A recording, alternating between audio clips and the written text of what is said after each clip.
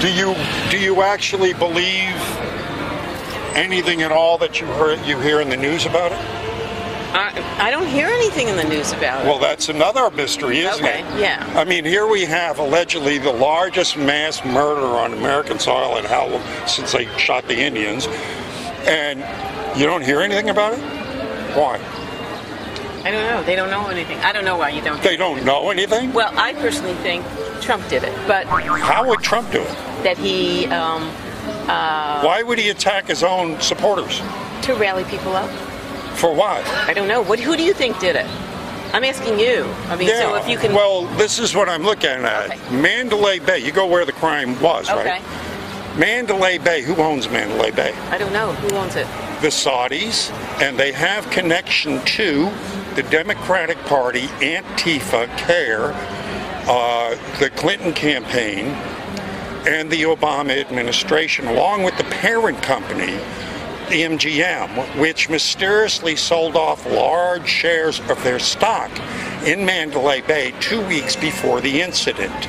So, if anything, I'd be looking at the fact that this guy, Paddock, was a setup. He was a patsy. Sort of like Lee Harvey Oswald. Indeed. Okay. Indeed. Because, I mean, we're talking about this is Las Vegas with...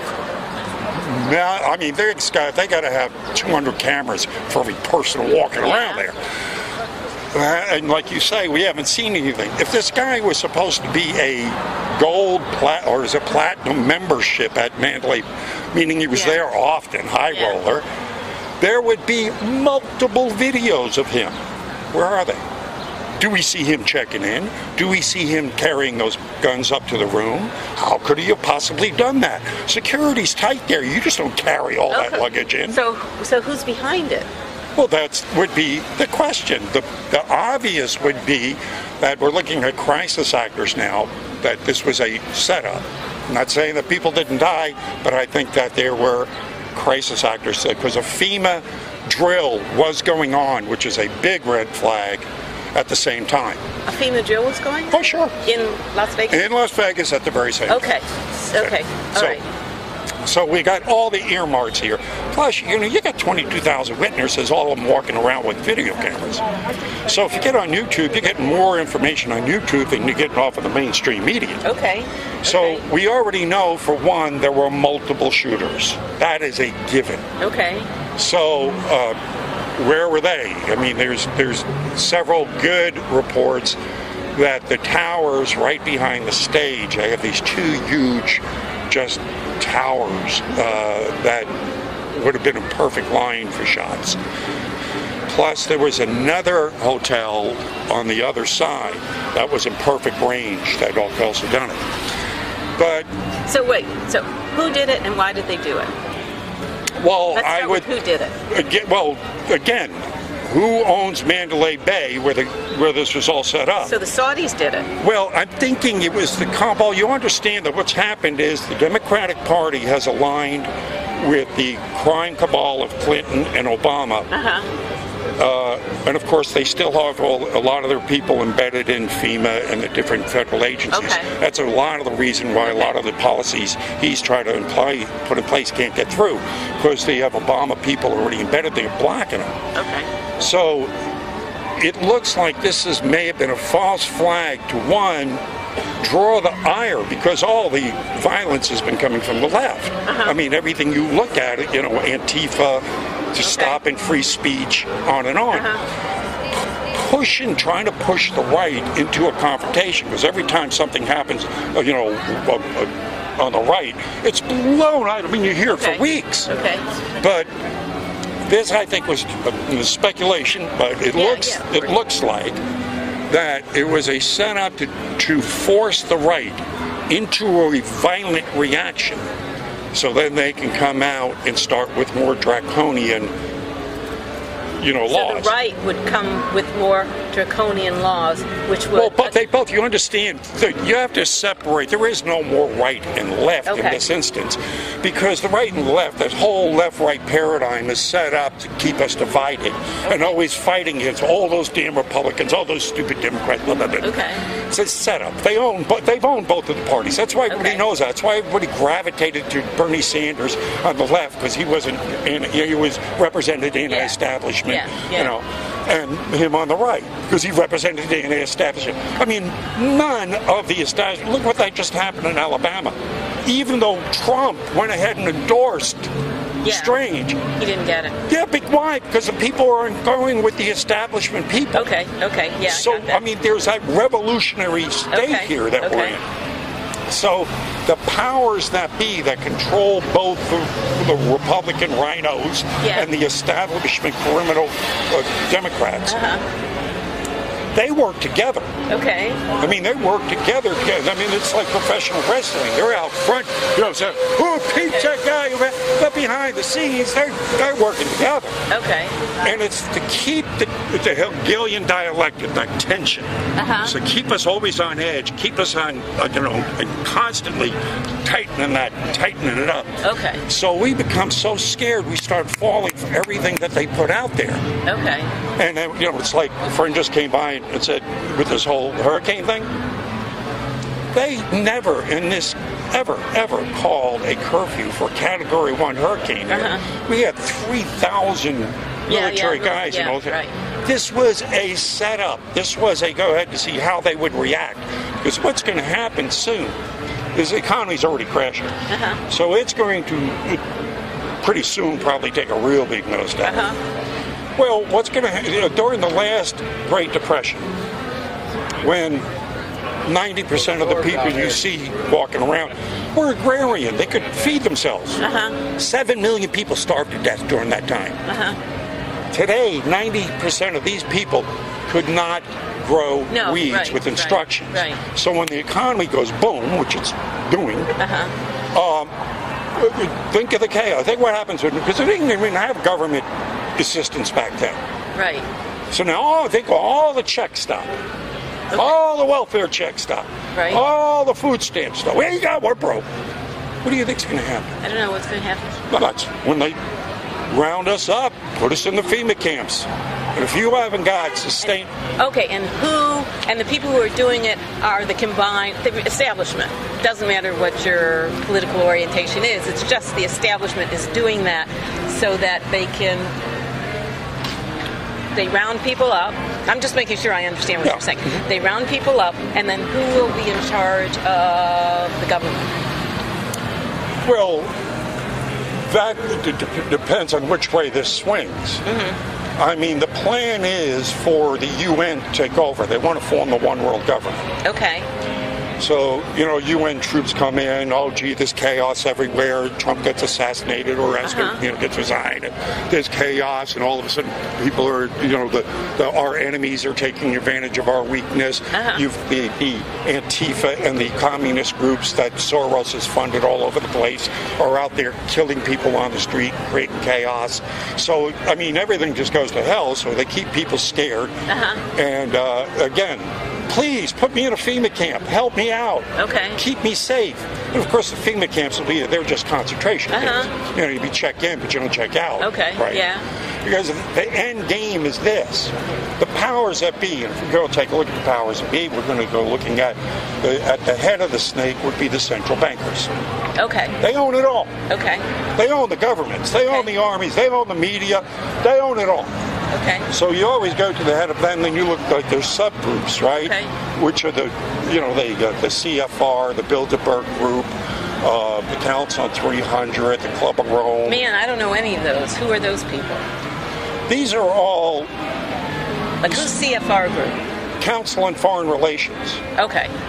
And then the group of the 300? These are all elitist groups. Okay. To give you an example, the Bilderberg Group. Yeah. Started in 1954 at the Bilderberg Hotel. That's it. It's the top 120, give or take a few, depends on how it goes. Top 120 of the most powerful people in the Western Hemisphere, Western world. Oh, but who are the top? Well, there would be the Rothschilds and the the Oppenheimers and the CEOs of major conglomerates. Like Steve Jobs. Well, oh yes, Steve Jobs. No, he did attend the Bilderberg. Okay. So various representatives of various governments will go there. Often you don't get the heads of the governments go there because they want to draw attention to it. Right. But so they send their underlines. But they meet for 4 days every year in different locations, every fourth year in North America. And they are the kingpins. They're the ones that say, well, you're going to be president now, you'll be Secretary of State. Okay. And that's what happened. If you remember when Trump stopped that. Indeed. Clinton and Obama were running against one another for the first time. You remember that they disappeared for 4 days. Nobody, where the hell are they? Where is everybody? Okay, I don't remember that, there was. It just so happened that where they both were was at the Bilderberg meeting. Okay. It was in Virginia at the time, right next to Washington, D.C. And it was at that meeting they said, you're going to be president, you'll be Secretary of State, and when he's done, you'll have your shot. Was George Bush ever in on any of this? Oh, sure. Okay. Oh, absolutely. George Bush, was picked also. Yeah, they're all part of the same cabal. You understand, these people are all, when you follow the bloodlines. Yeah. Barack Obama, Dick Cheney, and George W. Bush are blood related. They're 6 cousins. Okay. So, this was in mainstream media. Yeah, okay. So you follow the bloodlines. If there's a thing called the bloodlines of the Illuminati, and you can read this book, follows the bloodlines all the way back to Egypt. So the 13 families that come out of there.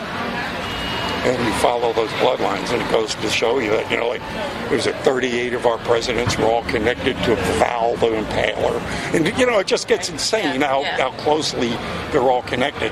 And it's all these secret societies that keep it together. They give us the illusion we have control over what's going on. So they're essentially trying to take overt control over everything. Well, they know it's coming to an end. Okay.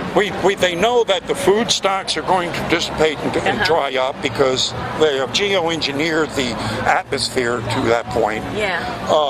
The soil's depleted. We've overfished the oceans.